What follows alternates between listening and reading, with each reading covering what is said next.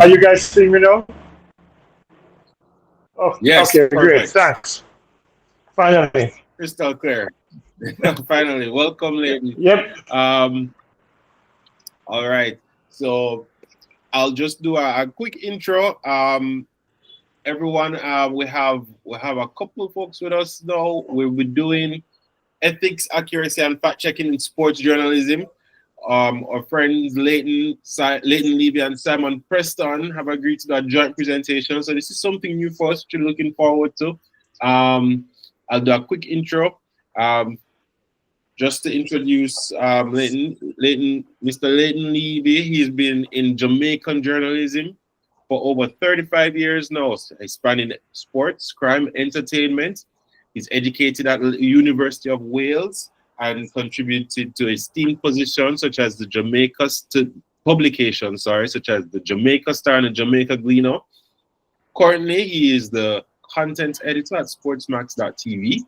He has also held positions at Nationwide Radio. Beyond his editorial role, Leighton is dedicated to nurturing the next generation of journalists. As you can see, he's here with us at Goalside Reporters now. And he loves to empower aspiring sports reporters across Jamaica. Leighton Levy, a veteran journalist committed to delivering insightful stories and fostering emerging talent.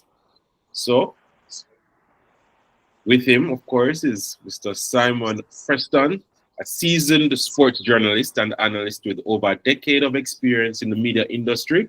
Proud alumnus of Hillel Academy and the University of the West Indies, Simon holds a degree in journalism with a minor in French and Spanish. He also trained in talent identification through the Scottish Football Association. Simon's career highlights include being football analyst on the World Cup panels for TVJ and CVM TV, dating back to the 2006 FIFA World Cup. He served as a video analyst for the Jamaica Tallowers, a presenter at KLAS Sports Radio, and a reporter and presenter at TVJ from 2017 to 2022. His accolades speak volumes. He's a past winner of the Set Play Quiz Show, a recipient of the Prime Minister's Award in Journalism, a multiple-time nominee for the PAJ Sports Journalist of the Year, and in 2022, he was named CONCACAF Reporter of the Year. So that's Mr. Simon Preston, a passionate voice in sports with a proven track record on and off the screen. So without further ado, guys, please take it away. Thank you so much for agreeing to this, and we're looking forward to hearing from you. So go ahead. Okay, Simon, take the lead. You're all right. Well, it was. Go ahead. Yes, really appreciate it. Thanks for the introductions for both Leighton and myself. Really appreciate it. Thank you very much for everybody being here as well. It's greatly appreciated. I understand the obligations that many persons here have, whether it might be school-related, work-related, some may have tests, exams, so we appreciate the time. And one of the things in journalism that you will realize or come to realize is getting to the point, being punctual for certain things. And as you realize as we go into the next half an hour or so, you'll see that the points that we make mention about, we go straight to them. So really looking forward to that. And for Leighton and I, we had a discussion prior to this. We do want it to be interactive. So if you do have questions, then by all means, at any time, you're more than welcome to raise your hand, and Leighton and myself can go right into the thick of things. So before sharing perhaps personal experiences that we would have had, we just wanted to touch on a few of those modules. And of course, Leighton will jump in due course. But first, one of the first areas, of course, is ethics. And it's one of the reasons why we are ethics and fact checking. Now, everybody would know in terms of ethics, when you think about it, generally speaking, it's moral principles that would guide a person or govern a person's behavior of whatever they do. You ask questions like, is it right or is it wrong? What are the implications, the limitations, or the consequences based on these decisions that you make? Writing, presenting information that is accurate, that is reliable. You could say some of these things are referred to as being ethical. Now, why would you say that ethics in particular is something that is important? Well, a number of reasons, and I'm sure Leighton will be able to jump in quite shortly, but one of the main things is credibility. And in this industry, credibility is one of the most important things you can have, because what happens is that persons associate you by name, maybe face as well, and then they attach an opinion towards you. So that is what will take place over time. And you want to make sure that when persons know you, get to know you, see your face, hear your voice or read whatever you're writing, that you're somebody that they can trust. So builds credibility, helps you with better decision making, opens up other opportunities and networking opportunities, such as this, what we're doing right now, makes you more marketable, well known, and it even helps you avoid legal issues, controversy, and even public apologies. And trust me, those are things that you want to avoid because they can really cost your pocket as well. So Leighton, if there's something you want to piggyback on or something you want to pull and go on, and we proceed from there, then go right ahead, man. Yeah, but I'll just say this. You're in this, especially in this era of social media, where so many people use different platforms to disseminate information. There is a lot of emphasis on getting clicks and being more popular and being more famous. But in the long term, as a journalist, as Simon alluded to a while ago, your credibility is valued a lot more than the number of clicks that you get.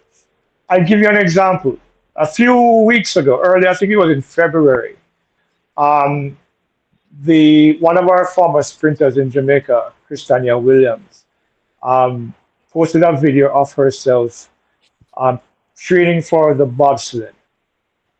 And I called her directly, as I want to do, and she confirmed to me that the bobsled was, and I actually spoke to her coach as well, was part of a process of getting her ready for the next track season.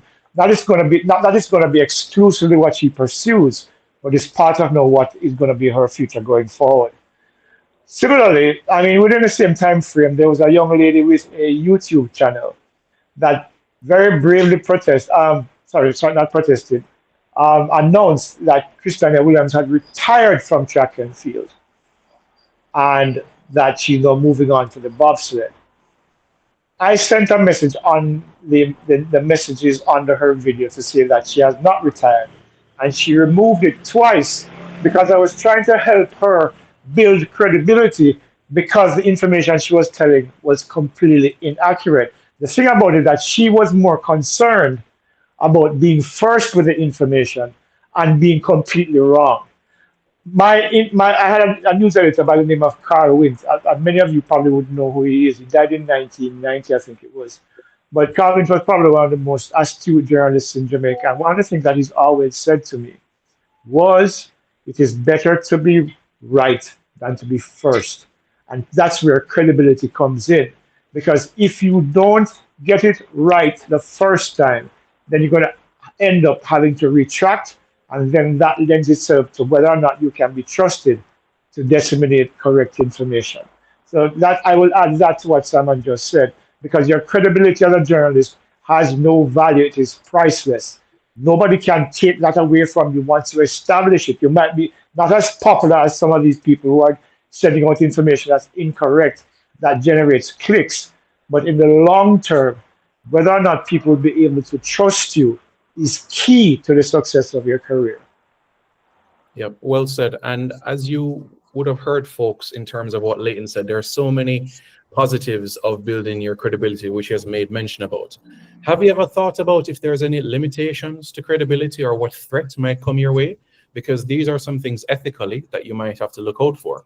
I'll share an example, and that is, unfortunately, payola. Because of your trustworthiness, because of your credibility, unfortunately, in the environment that we're in, there are opportunities that somebody may approach you with a check and say, I'm going to give you this sum of money to carry this story.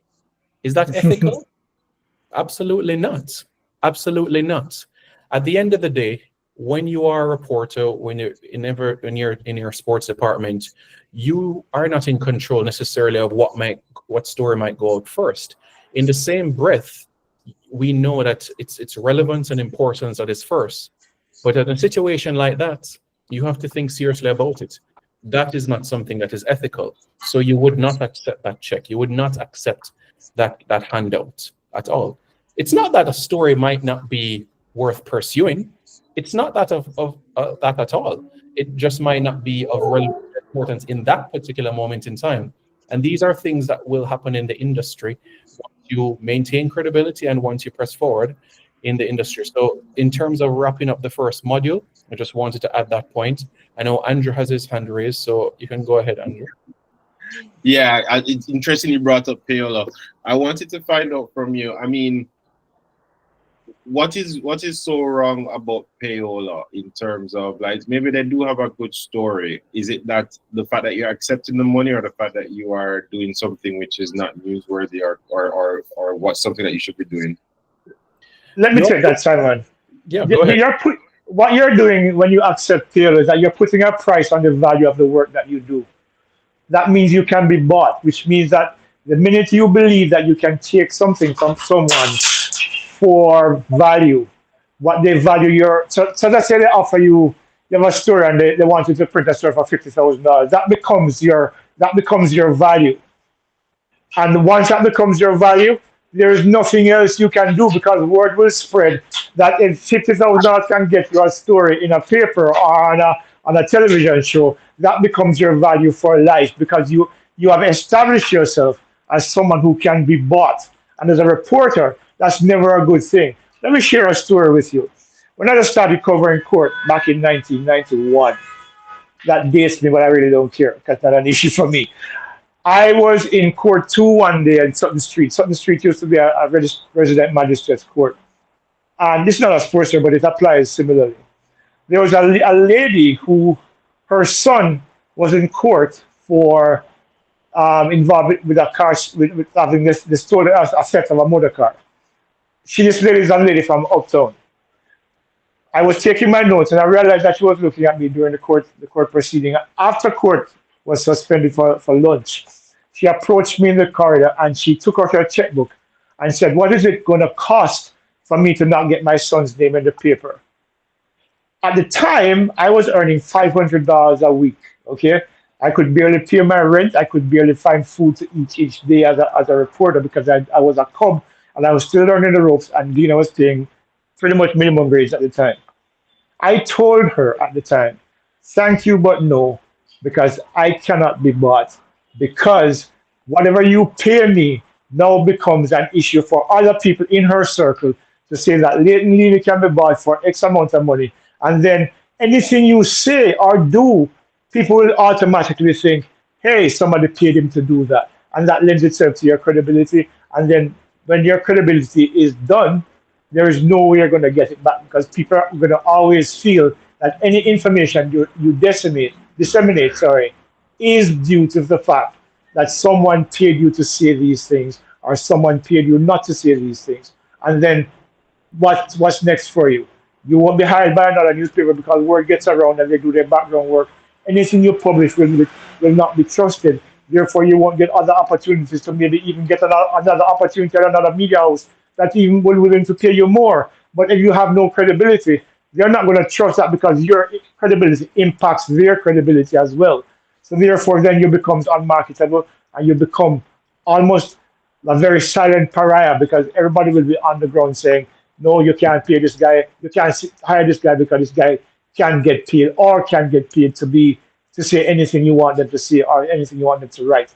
So that's the danger of taking money to do anything in media at all, because your credibility is priceless.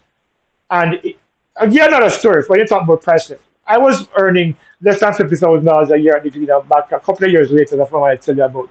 Went on a raid with the police and found a whole bunch of cocaine on by High Holborn Street in Kingston. One of the officers offered me $750,000 not to write the story about the seizure. Right? That money could have bought me a house back then and a nice car back then. And I walked away from that, because my credibility is not, there's no price tag for my credibility. And that's what you run the risk of if you start to take money from people to write things or to say things in their favor, or not to say things in their favor. Wow. I hope that's clear. Very illuminating. Crystal clear. Thank you.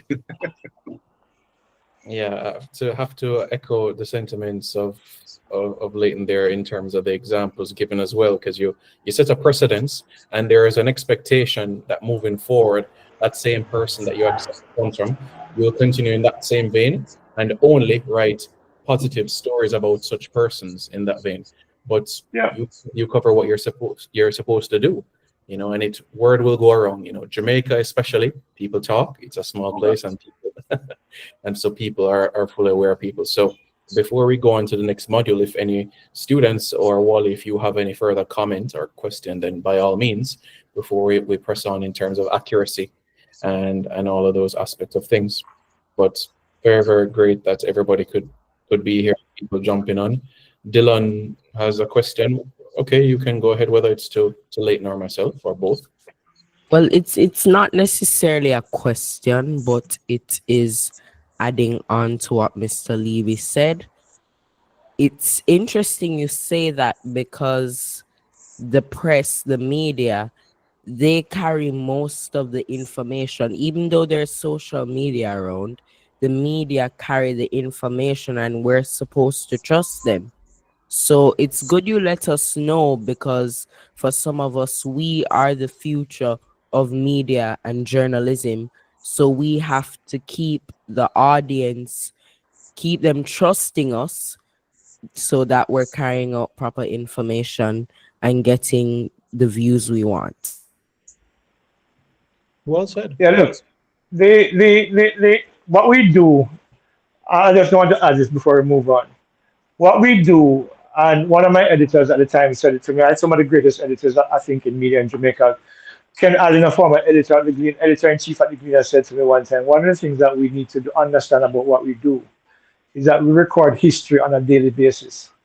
When 50 years, 100 years from now, somebody looks back, they must be able to trust the information that they have. Normally, there's a mantra that history is written by the conquerors of our era. But our job as journalists is to record history on a daily basis and to ensure that the history is accurately recorded, as accurate as possible, because there's a truth in media that there is my side, your side, and then there's the truth. Therefore, the reality of it is that as much as close to the truth as we can get is what we should aspire to. And that lends itself to our credibility and the accuracy of reporting the history that we record on a daily basis. Yeah, absolutely. And there are some elements that we have touched on so far that go into another one of the modules. Wally, at this point, I'm just going to share a screen to show an example. And just to preface before that, it's an example of what shouldn't be done versus what is the correct thing to do. And I'm just going to touch in terms of print media as we're going to accuracy and things that should be look out for. So how many times have persons here right now got a message to their phone with a picture or an article, and somebody asks you the question, is it true? I'm sure every single week persons get a WhatsApp message and they see an article or they see a picture and say, is it true? So yes, we're in an age of instant gratification. Yes, we're in an age right now where things are instantaneous. But does that mean that every single thing that we get is accurate?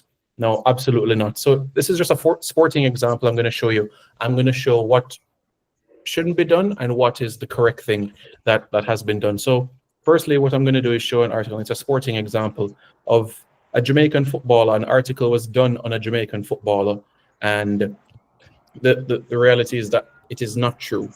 But I'm going to show in a second slide an article that is true, that was written. So the first example is something that is not true. So firstly, you look at the title of this video, the title of this slide, this article. It says, wanted man, Rangers eyeing Jamaica centre half as surprise name emerges as potential solution. So, what is the situation here? Basically, they're saying that Rangers Football Club is interested in signing Jamaican defender Richard King. Now, in the article, as you can see, there's no quotes from the manager of Rangers. There's no quote from Cavalier Football Club. There's no quote from the player itself. It is just lines saying that Rangers are interested in the player. Nothing to say that Rangers sent a scout to Jamaica or a scout to one of the games. Nothing like that at all. And guess what? It is false. Rangers Football Club and the manager of Rangers, Philip Clement, said in the press conference, when he was asked about it. So when it comes to especially print articles and you don't see a quote, that gives you a clear indication. But I'm going to show you a great thing that was done, and especially by my good friend here, Leighton here. This is an article that Leighton wrote, and it gives a quote from the head of the English FA in regards to a potential Jamaican footballer down the road. There's a clear quote that is there, and it gives evidence to the article. It's also like you're backing up the title of your article in terms of this aspect of things. So when you are writing stories, getting an interview, getting a quote, it also helps in terms of you and your credibility towards a story. So that was an example in terms of accuracy so that you all can see. And of course, I use an example of our good friend, Mr. Leighton Levy here in terms of accuracy. You got the quote from the head of the English FA, and it gave his story that beef to it so that we can be able to understand it clearly and what is taking place at this moment in time. Leighton, anything you want to take or go on a tangent with? It's more. Yeah, just to reinforce the point that you made, Simon, about understanding what it is to be accurate and to ensure accuracy and fairness in stories that you do.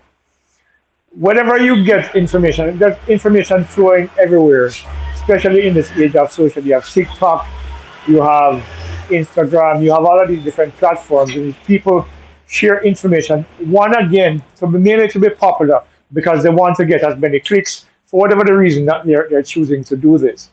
But the key thing is that whenever I get tons of information every day. I wake up in the morning, I have Google alerts on both my phones. And every night morning when I wake up at 4 o'clock in the morning, there are like dozens of stuff that are potential news stories for the day ahead for the website. One of the first things that I tend to do is I reach out to the source itself. So if there's a story about Shelley and Fraser Price doing something, I reach out to her people or her directly, and I say, "Is this true?" I'll give you a direct story. That's another example of these things, because these things happen very often in my life. A few years ago, there was a sprinter from Trinidad and Tobago called Khalifa Sentford. Promising young girl, went to CSC medal and got some medals, ran for Trinidad and Tobago. At even the last Olympic Games in Paris, I think she was on the 4x1 team. Her coach, Otto Bolden, called me and said to me that he's no longer coaching her. Now, I could have taken that and run with it as is, because that's directly from the source from her coach. I picked up the phone and I called her and I said, "Khalifa, I just got some information. Can you confirm or deny? Are you separated now from Otto Bolden's training group?" Funny enough, what was funny about that story is that she wasn't even aware that she was cut just yet. Right? So, but eventually she confirmed, yes, that she was no longer with Otto Bolden. But you see what I'm saying? So, because I easily could have written that story and then she would have come up and denied that because she wasn't even aware of it. So it's essential to ensure that you have at least one more or two more sources to corroborate the information that you get, to verify the veracity of it. Because again, you could, just like Simon pointed out a while ago, you could write something that is completely untrue, and then you end up embarrassed with egg on your face because eventually a statement will come out to say that's not true. But you see, so even though I got information from a person who should know, I still went to the source itself, which is the athlete who was being affected in this particular situation, because I never take anything for granted. If I can't get at least one, verifiable source to say this is actually true, I'm not going with it. Another example I'll give to you: 2016, Shelley and Fraser Price is in Rio, Brazil. When I get wind of word that she's leaving the MVP camp, I call all of the people I know within her inner circle, and they were unwilling to speak to the situation. I eventually found a number for the Jamaican camp and found a representative of the MVP group and spoke directly to them. And they confirmed that she confirmed to them that she's leaving the camp after the Olympic Games are over. That was when we published the story. I was in Jamaica. The rest of the reporters that we work with were in Brazil. And I wrote that story before them, because I was able to verify that information without any doubt that she was leaving. So you always have to check and check again, because people make stuff up all the time about people, whether for reasons that they don't like the person, or they're trying to get back at the person, or just being vicious, or trying to become famous or become popular by saying something that's not true. And we see that all the time on social media, especially on social media. So, going back again to you have to ensure that you reach out to the people. Usually the source are people who have the authority to speak on behalf of the person you're reporting on, the organization that you're reporting on. Because, even just the other day, there was a story that came out of, I got a call, by the way, from somebody in the UK who was referring to a story from Africa that Jamaica would be playing in a a 14 tournament in England later this year. Before I could have easily have run with the story because that source is very, very, very, very, very, very valuable and very, very accurate. When that source tells you anything, literally it's true. What did I do? I called Dennis Chung at JFF to confirm, and I quoted him in the story because that gives credibility to the story that I did. And therefore, I was very confident that whatever I was reporting was accurate and, of course, true to the point where, people, other sources from across the Caribbean and, of course, in Africa as well, funny enough, were quoting Sportsmax.tv about the story that we carried about Jamaica playing in a tournament with Trinidad and Tobago, Nigeria, and Ghana in England I don't remember when it was, Simon, but it's later on this year. Yeah, you're absolutely right, Leighton, and for everybody here watching this evening, like Leighton and I converse on a weekly basis, once, twice a week. It might be fact checking, it might be getting dates and times down of matches. So there is a constant dialogue between different stakeholders, from being in the industry, you as the reporter, with the athlete, with the administrator, with the press officer, whoever it might be. There's a constant dialogue, and you'll realize that over time you get that consistency. So those things are very important in building your credibility in things as well. So like someone like Leighton, of course, we have worked together on different panels and radio shows, but even right now, in terms of our respective roles, we're very, very active in communication, especially when it comes to football and what lies ahead for our different national teams. So you'll realize over time that consistency is also needed there as well. So, Wally, anything from you to add or questions? Oh, no, nothing at this time. All right. Well, we've touched also on some elements in relation to the fact checking and all of those aspects of things. But before I bring in Leighton, let me just say that when it comes to Jamaica and when it comes to sports, that as a nation, we have room for improvement when it comes to compiling data. Leighton and I can tell you in terms of finding data, whether it might be football or track and field or cricket, the magnitude of sources that we would have to go and check. It's not as instantaneous as somebody just going 2 clicks on the Google and bam, the information is there. Not necessarily so.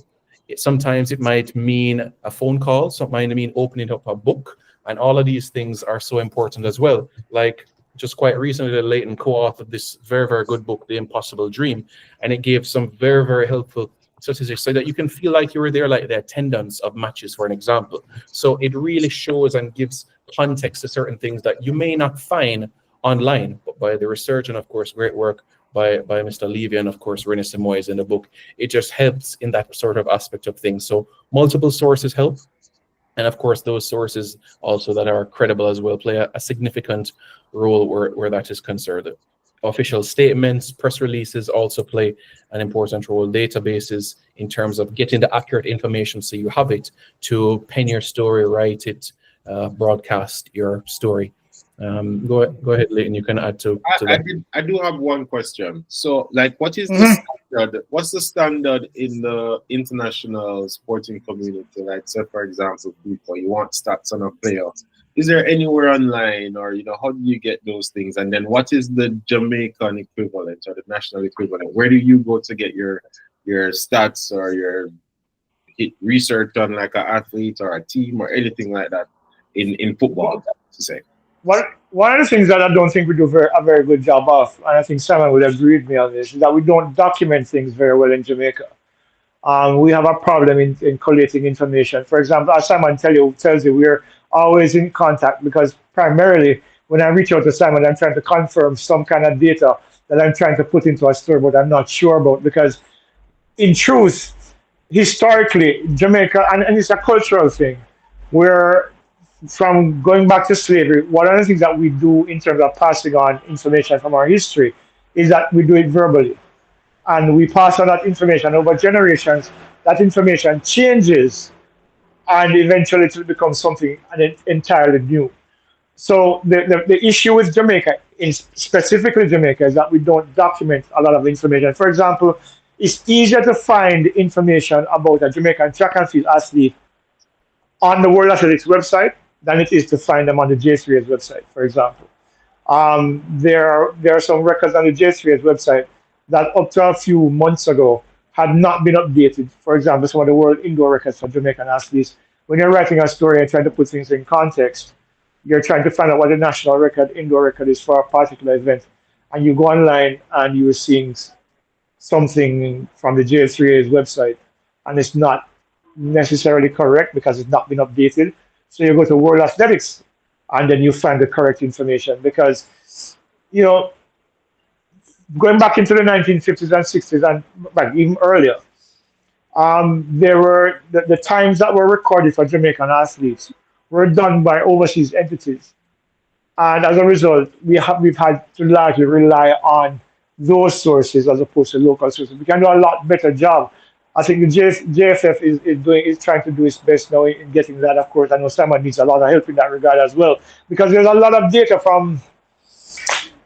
Look, there's a chapter in that book that Simon just spoke about that spoke about Jamaica's influence, well, the Brazilian influence on Jamaican football. I had to call Alan Skillcole and people like Ali McNabb and a few other old school people to kind of get proper context as to how that happened. Because initially, back in the night, from Jamaica started playing international football, I think back in 1928. And for that period up to the 1960s, we were largely influenced by English football. And of course, the fact that Linda Delapena played in England at that time as well also would have helped with that. But with the advent of television in Jamaica in the 1960s, and with the 62 World Cup being shown, not necessarily live, but certainly within the window of the World Cup, a lot of Jamaicans got a chance to see Pele for the first time, people like Garincha, and they fell in love with the flow of Brazilian football. And then Alan Skillcole got a contract to play in Brazil. And Jamaica's first coach in that era, Jamaica's coach in that era was a Brazilian coach. So what happened is then the transition from the English style of football to Brazilian football became a significant thing for us, which is also one of the reasons why Captain Horace Buell went into Brazil to find a Brazilian coach, because at that time we were still very heavily influenced, and up to now we're still to a degree, by Brazilian football. Of course, European football now has become so dominant because the coaching modules are pretty similar across the world. So now it's more football is no more the style of play is more a global concept as opposed to be a regional or a continental construct, as opposed to being what it obtains now. So it's about getting the correct information from people who would have been aware of what's happening in the time, and then corroborating it with information that's available within either FIFA or CONCACAF. CONCACAF has a pretty good website that has a lot of information on it as well. So that's how you're able to establish, the veracity of the information that you're using. Thank you. Yeah, just to supplement to that point that was made by Leighton, like for example, for many years, many Jamaicans held the view that Paul Teagat Davis was Jamaica's highest international scorer in international football with 34 goals. But when you analyze the data a little bit more closely, you realize some of the goals came against club teams and not countries. So when you take out the goals that he played for against club teams, then you realize it wasn't necessarily that figure, because FIFA would only compile the ones that he played against other international games in official games. So yes, it does take a lot of work. You have to have an eye for detail, be a bit meticulous, and it is something that you do have to have a passion for. So that is, the advice I would say to persons here as well. Have an eye for detail, being meticulous. Those are some important elements for everyone here. And regardless of the sporting discipline it might be, you look at cricket, which is even a bit more data. When you look at somebody's economy figures, somebody's average with the bat, somebody's strike rate with the bat and ball. So there's so many different aspects of things. But once you have the passion for it, I trust that you will succeed in it once you follow those principles. Yeah, and you can also collect the data yourself. Our late friend Hubert Lawrence, God rest his soul, I miss him every single day. Hubert used to go to track meets, and he has a notebook, a fresh notebook at the start of every track meet that he would attend. And at the end of that track meet, that notebook would be filled from page to page. So when people hear him talk about stuff on TV, he's not guessing. He was there and he recorded it himself. Talking about it now actually makes me emotional because I miss him so much, because we shared a lot of information over the years about things that, for example, I have a greater handle on what happens at the NCAA level. He has a greater handle on things that happen on the local level. And we used to exchange information and many, many phone calls. So it's about also collating information yourself that helps you in terms of your own research, because you would have seen and been a part of that experience. For example, go to the national championships, you would have known that Chilean Fraser Price ran this time, you would have known Elaine Thompson ran that time. And you make notes of them, and you keep those notes either on file or in a notepad that you can refer to them when you need them, because they're not always going to be readily available elsewhere. And especially if they're not verified by World Athletics, for example, because of whatever reason, either the surface that they ran on was not certified as a level 1 or class 1 or class 2 track. You would not have those times recorded by World Athletics because they're not ratified. But in the context of the stories that you're writing, you might need that data. And because you're following that particular athlete or that particular group of athletes, you would have had that information in your own personal stories. So reporting on sports specifically requires, just going back to what Simon said, it requires a lot of work, a lot of detail, and a lot of attention to detail, because there are times when you will see a report, for example, written by somebody else, and they will have a time wrong by a fraction, like 10.51 as opposed to 10.53. And that is incorrect. The 10.53 is incorrect, but you might have it written down as 10.51 because you witnessed it at that point in time. So you know that report is not accurate because you have it as your own personal data file that you can then refer to. Because covering anything, and especially sport, requires a lot of research, right? Because there are performances that give proper context to the things that an athlete might do today compared to what they did 2 or 3 years ago.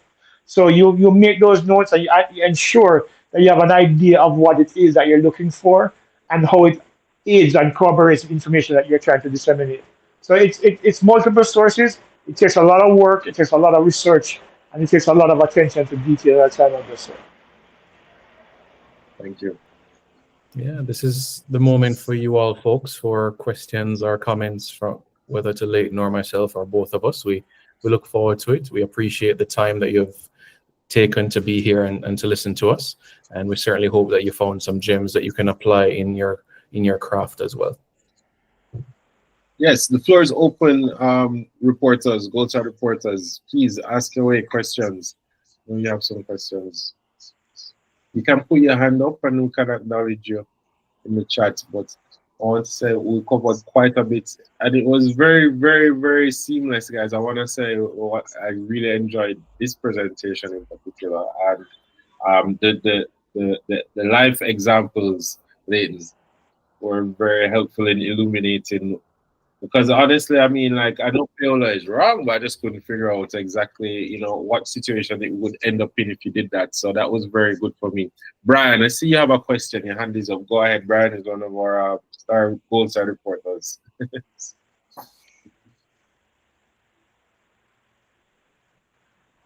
Oh, Brian, you're on mute still, so you have to unmute.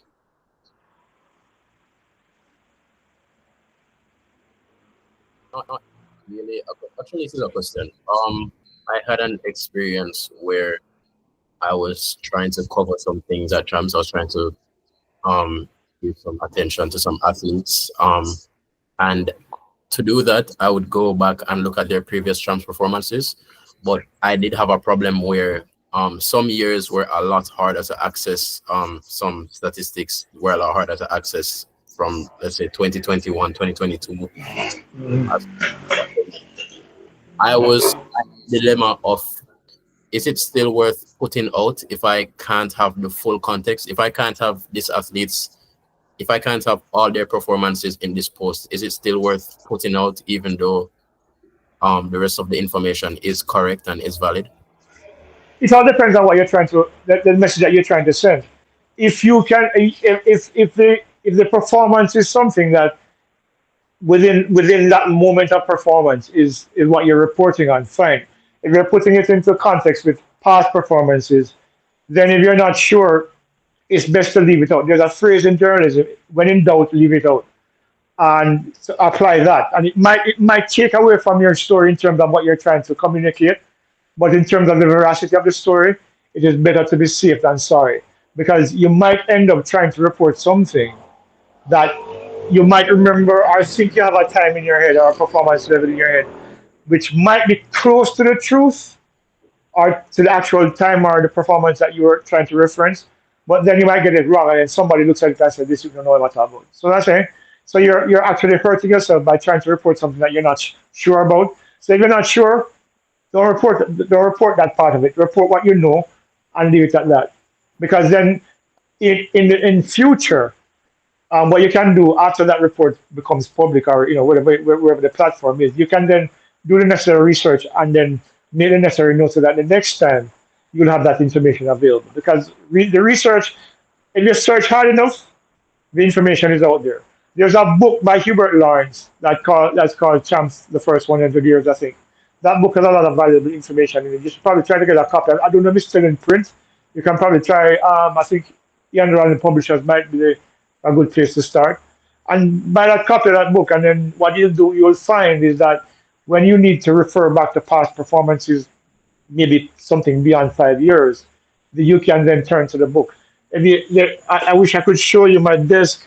I have a bookshelf with tons of books that accurately captures performances from Jamaican athletes from as far back as 1934. And I usually refer to them if I'm writing anything that requires that kind of context. So then I have that information. You can do the same. Look, research to be a really good journalist, especially a sports journalist, get all the material that you can. Buy your books, look at the magazines that report accurately on performances, and keep them. And they're your library of information that you can always refer to when in need. And I mean, there are times that you won't even need them, but the thing is that you know that they're there. So once they're there, you can then rely on them. You can lean on them when the time requires for you to do that. But going back to the original thought, if you're not sure about the information, don't put it in there. I'm looking up those books. I'm dropping the links to the books in the chat, guys, for those of you who want to find them. So, okay. Thanks for that, Brian, and thanks for that answer, Leighton. I know Chrisan has her hand up. Go ahead, Chrisan. Good night. I wanted to ask, there are times where I would see people making videos, say on a specific app, but they would find a video referring back to a race, back like specific races. I was wondering where you could go to find videos that you can download and use for your videos. Simon, you want to take that? So the audio chipped in and out. You said places where you can find certain races. Is what you're talking about? Certain races? To download videos that you can use to make your own videos based on a specific player. Well, so in terms of videos that, for example, are on YouTube, for example, you do have Safe from Net. So Safe from .net, it allows you to download videos from YouTube. What I would say is that if you're using videos in terms of to publish, that might be, for example, from Champs, you do give credit to the rights holder, which of course is the RGR group. So when you're taking specific videos, you give credit to the rights holder so that you are not in any copyright issue at all. Breach. Very because you can be sued for that, and the cost is not something that you want to pay, believe me. Yeah. Did you have a follow-up to that, or did I answer your question? I mean, if you do, you can let me know, but that is something that's very important. You do have a number of search engines that allow you to download videos from YouTube.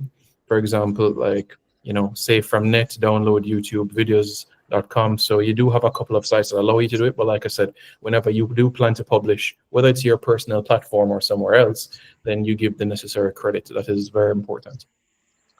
How do you find the rights holder to specific videos? They're usually tagged on the screen, either top right hand corner, and you will see the rights holder on the top right hand corner mostly. Simon, back me up on this because sometimes it's on the bottom right hand as well. So it all depends. But you have to look on the videos first of all to find out if it's authentic and not somebody copying somebody else's video to use. So you source it, find the rights holder is usually tagged on the video itself. Or if it's not on the video itself, it's on the bar beneath.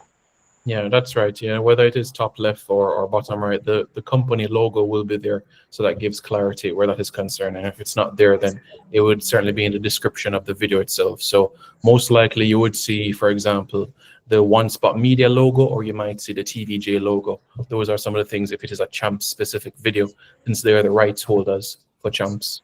This is an interesting topic. I mean, it goes into copyright, which is like a murky area, especially for guys like you who are working online with other people's materials. So I want to discuss a little bit, and you guys can correct me if I'm wrong on anything here, but as a reporter, you are doing editorial work, and technically that gives you the ability to use the material online just to report on. But in general, you can't use it for commercial purposes. If you wanted to promote one of your own events or anything like that, that would be wrong. But as reporters, you can use it with the proper credits. So you can, in YouTube, they will also have descriptions below the videos, who owns it or anything like that. So you can check there as well in the description of the video, who you need to give credit to when you're using that content. Yeah, and then the key thing is crediting your source, because if the information doesn't originate from your own work and somebody reported something, there's nothing wrong with saying, for example, Daniel Williams won $100,000 on a weekend, according to a report on sportsbox.tv. You give credit to this, and that also lends itself to your credibility as well, because if the information does not originate from your own work, give credit to the source. And giving credit to the source lends itself to your own credibility as well. Thank you for that. There was Dylan. Dylan has another question. Okay, so my question is, you were talking about backing up the information, seeing if it is true. Suppose you heard a rumor and you're now trying to talk to the athlete doesn't want to talk to you, nobody in their circle wants to talk to you. Do you still try to find out if that story is real, or do you just scrap the story and leave it alone? Well, from my personal experience, I drop the story because if the athlete is not willing to talk about it, especially if it's something private, then wait until the athlete puts something out in the public space, because then that's their space. Look, one of the things that goes back to ethics as well. If the information is not important to the general public, for example, say a female athlete, a female star is going through something personal and is not able to compete, and you are aware of it because you're tracking that athlete for years, and you reach out to the athlete and they're not willing to speak about it, why do you think you need to put it out in the space? Because the prerogative is not on you to share information that the athlete, him or herself, is not willing to share. So let's leave it alone, because especially if it's not in the public interest, it's not like the athlete is not performing at a meet because of them and somebody into some argument or something. But let's say the athlete has an illness, for example, or maybe pregnant, or maybe something personal that they don't want to share with the public. I think as journalists, we need to respect that space and say, okay, let's leave it alone, because then it serves no purpose. You run the risk of alienating the athlete and other athletes as well, because then other athletes see what you're reporting and saying, why them report that for? And they don't talk to you. So you end up ostracizing yourself from the rest of the athletic fraternity, regardless of the sport. And then it hurts your reputation as a person who does not respect privacy or does not respect an athlete's privacy generally. And then you end up in a situation where you're seen as a somebody looking for, for glorification of breaking a story that didn't need to be broken. So if an athlete is not willing to talk about it, leave it alone. Love that answer. I think Because go ahead. no, I was just saying, put yourself in the athlete's shoes, for example. So you're in a situation where something is affecting you that is potentially embarrassing or potentially something that you don't want to be in the public space. Would you like somebody to report that about you? If you put yourself in the athlete's shoes in those respects, then the answer is pretty easy. You leave it out and leave it alone. There are other stories, many other stories out there to pursue. You don't need that story. Yeah, absolutely. Any more questions? I'm not seeing any more hands up, but I mean, technically we are out of time, but we did start a little late. But since we don't have any more questions, I want to say, I want to give my vote of thanks.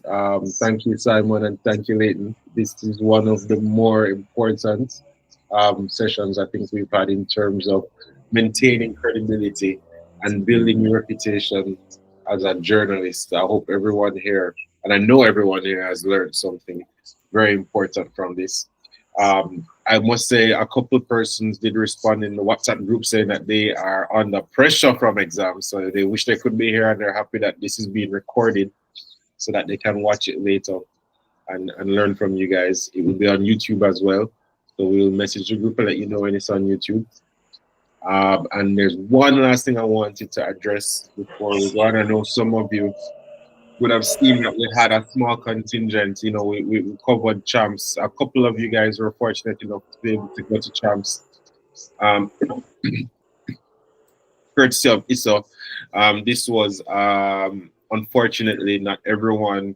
We couldn't offer the opportunity to everyone, and it came about very late. Like the Friday before champs. So what we did is we had identified the top performers in the first challenge and approached them, and everybody that we approached said yes. It was four passes that we gave out, and I know some of you had asked about it, and we would have been very excited to go, but unfortunately we didn't have enough time to set up anything, and we didn't have enough passes to allow everyone to go. But hopefully we'll have more opportunities like that, and we'll be able to share them with the entire group. Last thing, someone did ask about the challenge, the third challenge that will be put in the group between today and tomorrow. I have to consult with Jessica exactly what we need to put in there, but your request is noted. And finally, just not a recap. I think that we did a pretty good job of talking about everything. As I said, it was very illuminating, Leighton. Your examples and your stories for me were particularly exciting. And Simon, you're hitting through and keeping us on track with the points, and also sharing your perspectives. Really appreciate it. So thank you guys. It's my pleasure. Hope to do this again soon. I'd love to have you guys back. And also all the Goalside reporters here, thanks for sacrificing the time, and I wish you all the best in your exams when they come. All right, guys? If you have any other questions, you can shoot them in the WhatsApp group. We'll respond to them there. But have a good night, and all the best in the exams, guys. Thanks, Leighton. Thanks, Simon. No, man, take it easy. It was a pleasure being here. And of course, if you guys need to reach out, you can reach out through Andrew, and I will answer any questions you might have going forward. I mean, it's not necessarily, but going forward, if you might have any queries, any conflicts that you want to address, feel free to reach out through Andrew, and I'll be more than willing to respond. All right, you hear that, guys? All right, so I'm going to hop off now, but have a good night, everyone. Thanks, Leighton, for that offer. Yeah, man, take it easy, guys. Have a good night, everybody. Okay, bye-bye.